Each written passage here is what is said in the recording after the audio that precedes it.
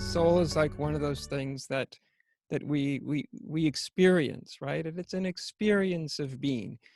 I call it kind of a virtual entity. I don't see it as a thing necessarily, like, or of any kind, but it's a function, you might say. It's that function or that sort of psychic entity that that communicates our depth. Let's call that maybe our true nature, our fundamental nature, to our conscious mind. It's that which gives us access. Soul can speak to us sometimes in words, often in images, most commonly in certain kind of intuitive feelings, especially when it comes to alignment or misalignment, or feeling that you have the right choice of words or the wrong choice. So there's a feeling sense when we're in connection with soul. We have the experience of meaning. Right. I think before you even get to things that conventionally look like meaning or purpose, let's say, I think the first thing that you start to discover, certainly I discovered, was that true nature, I call them soul values. That true nature values certain things in life. And that's what begins to really give it directions, right? True nature just happens to value um, things like truth and love and honesty and, well, sometimes courage, because it's not always easy to follow through on the dictates of the soul. Um, Clarity, love, there are other things, but these aren't just nice feelings. These are literally elements of life that true nature values.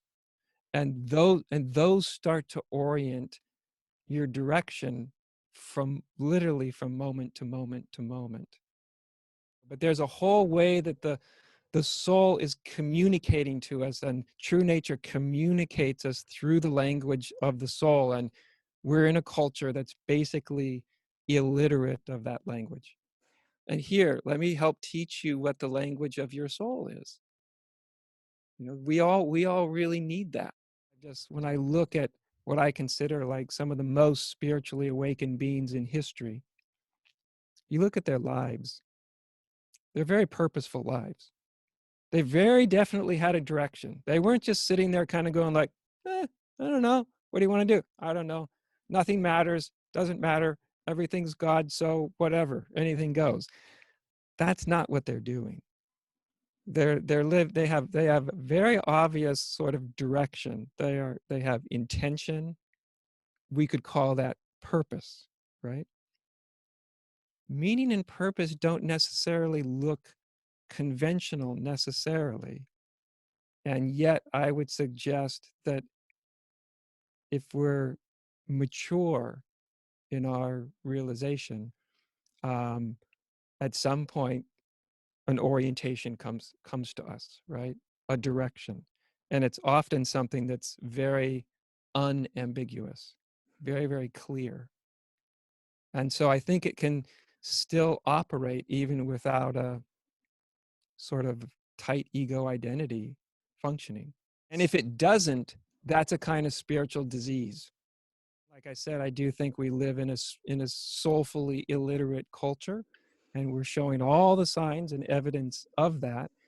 So I think to really like dive into this, to me, it's like personally interesting, but I also think it's a way of loving the world. Like this is important. This for each of us, right? This connection to live a really meaningful, rich life that's actually contributing something profound.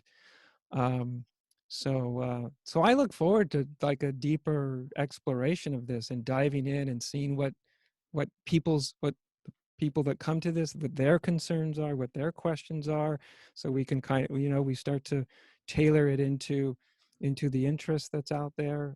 It's so vast, it's so big that I'm just really looking forward to it. And so I hope we have a few friends to join us in this Yeah. endeavor together.